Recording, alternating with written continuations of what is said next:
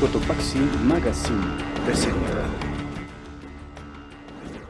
El feminicidio, también conocido como femicidio, es la forma más extrema de violencia de género y se define como el asesinato intencional de mujeres por ser mujeres. Según la Organización Mundial de la Salud, la mayoría de los casos de feminicidio son cometidos por parejas o exparejas e implican abusos continuos en el hogar, amenazas o intimidación, violencia sexual o situaciones en las que las mujeres tienen menos poder o menos recursos que sus parejas. No hay datos globales, estandarizados o registrados de manera consistente sobre el feminicidio a nivel mundial, pero al menos 4.091 mujeres fueron víctimas de feminicidio en 2020 en América Latina y el Caribe. Esto según la organización de CEPAL.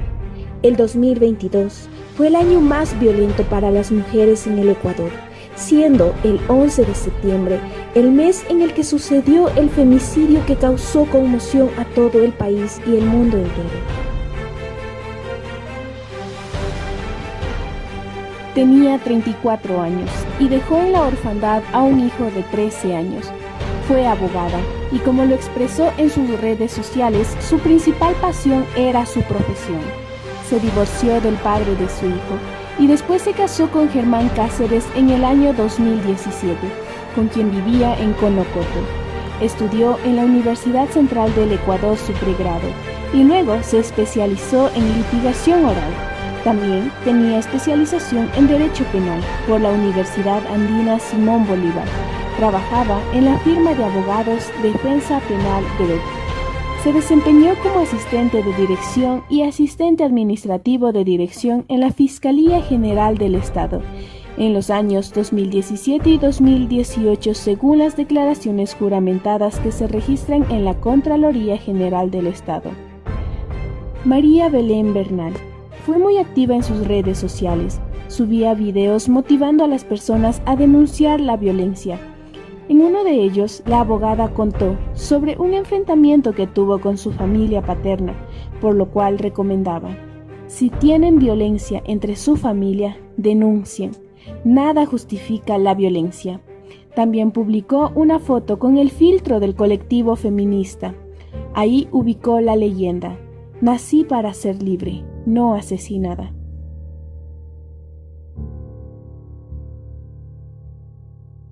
En ese bochinche salen dos, que ya les voy a ver si puedo conseguir los videos y subirlos también al TikTok para informarles. Y me amenazaron. Dos personas que dijeron: somos los guardaespaldas de Franco, así que te conviene mejor te largues.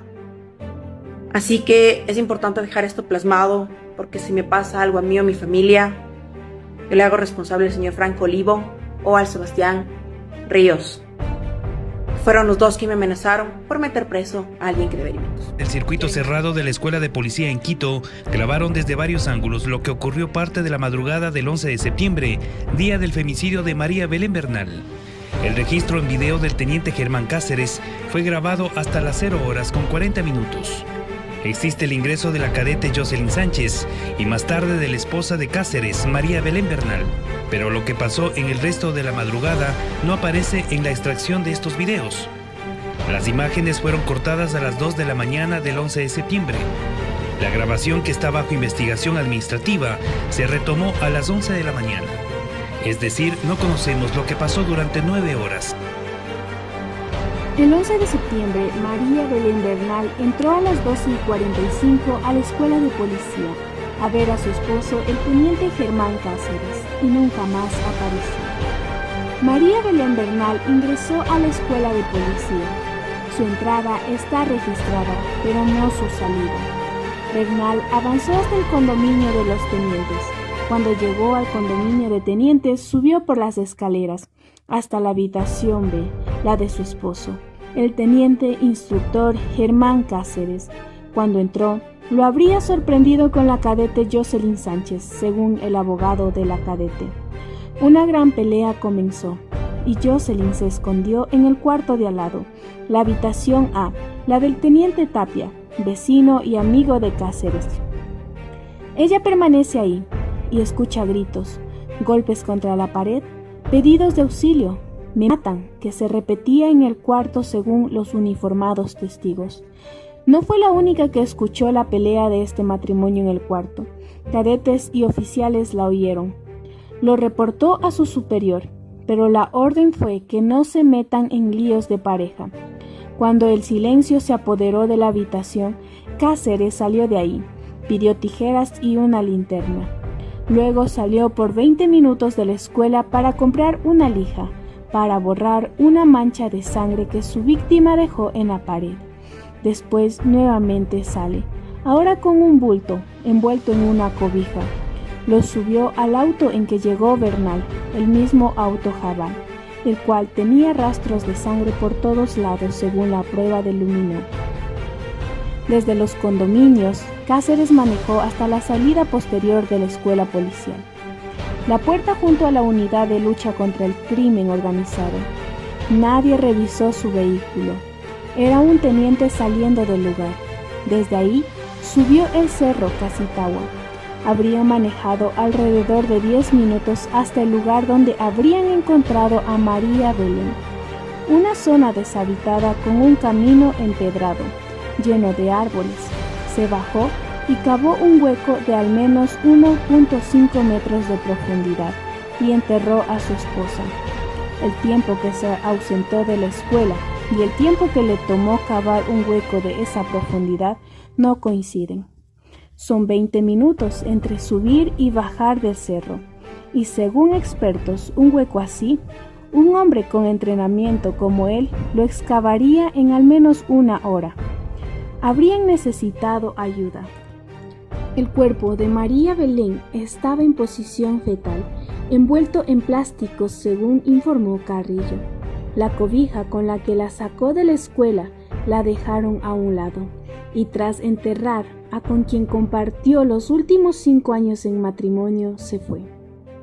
De acuerdo con los análisis telefónicos, existen varias llamadas entre Cáceres y otra cadete de la escuela, Nadesha Mosquera Lozada, sábado 10 de septiembre por la noche y el domingo 11 de septiembre por la madrugada. Por esto, las autoridades presumen que podría tener algún grado de participación en el caso. La casa de Nadesha fue allanada.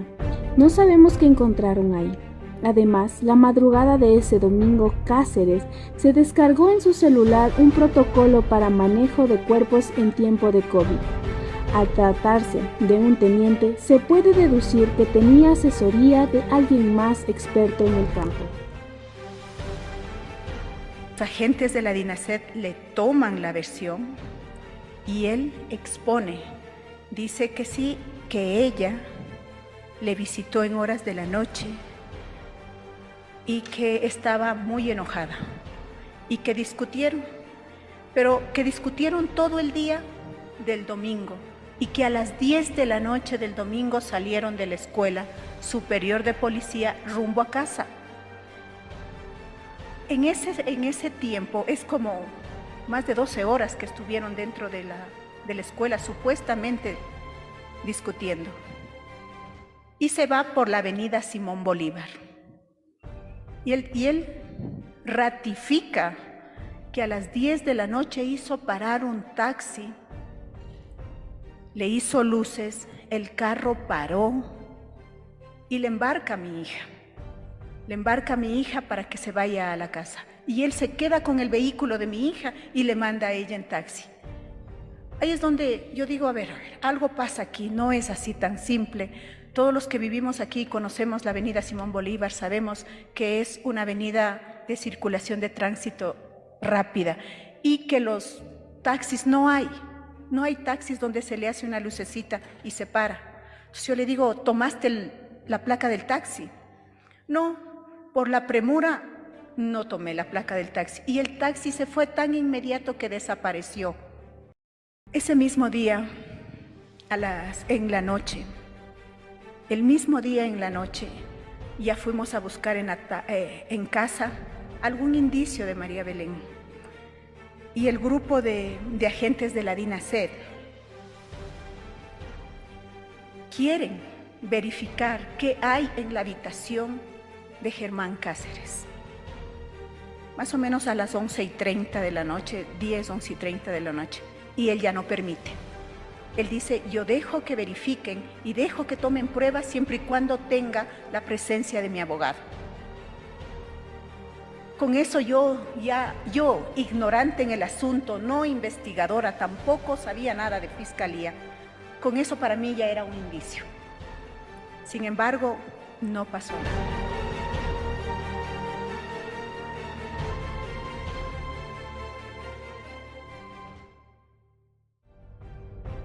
3 días después de supuestamente haber asesinado a su esposa en el interior de la Escuela Superior de Policía, Germán Cáceres salió de Quito el 14 de septiembre.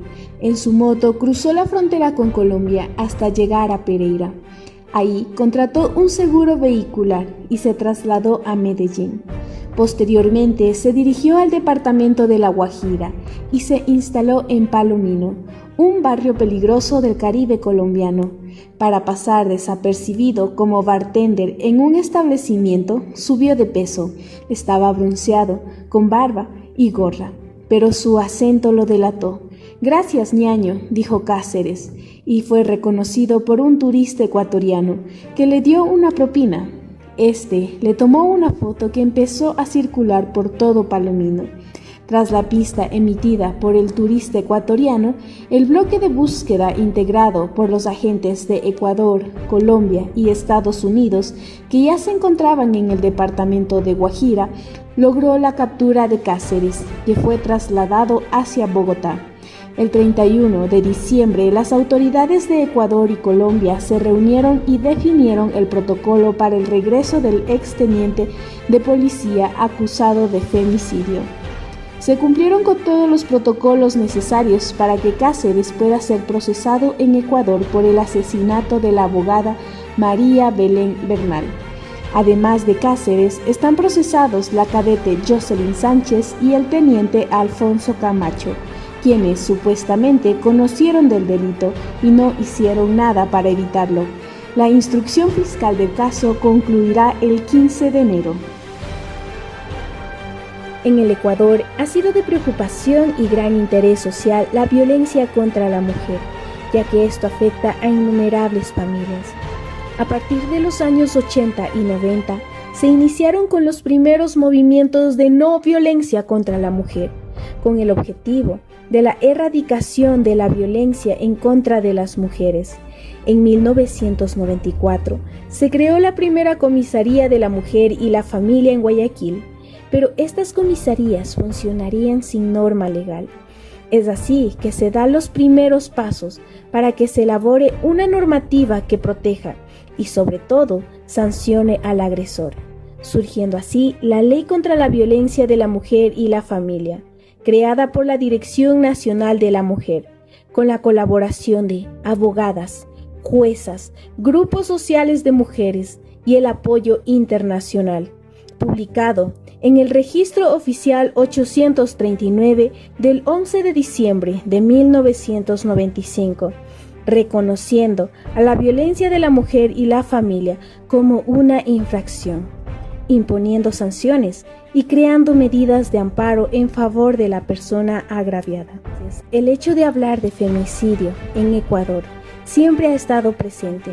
Sin embargo, fue en el año 2013, con el caso de Karina del Pozo, una joven quiteña de 20 años, la cual fue encontrada sin vida con señales de golpes en la cabeza y estrangulamiento. Habría sido agredida sexualmente y luego asesinada, que el país decidió tomar cartas en el asunto y que para el 10 de febrero del 2014 se tipifica el femicidio y se lo publicó en el Registro Oficial del Código Orgánico Integral Penal, con el objetivo de proteger el derecho fundamental de las mujeres y las niñas a vivir libres de cualquier tipo de violencia. Esta acción vanguardista se origina en la decisión política del gobierno nacional, que no solo busca sancionar a quienes cometen este delito, pretende, además, visibilizar una problemática recurrente e incluso normalizada: la violencia contra la mujer por el simple hecho de su condición femenina. Pero la pregunta aquí es, ¿esta ley verdaderamente ha ayudado y protegido a la mujer en Ecuador?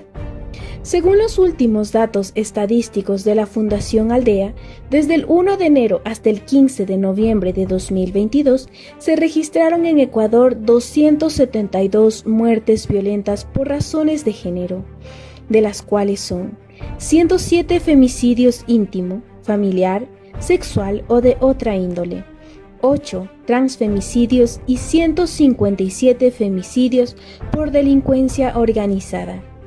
Cada 28 horas, 4 minutos ocurre un feminicidio en el país. Las cifras siguen aumentando. Si el 2021 se declaró como el año más violento contra las mujeres en Ecuador, con 197 casos, el 2022 superó esta cifra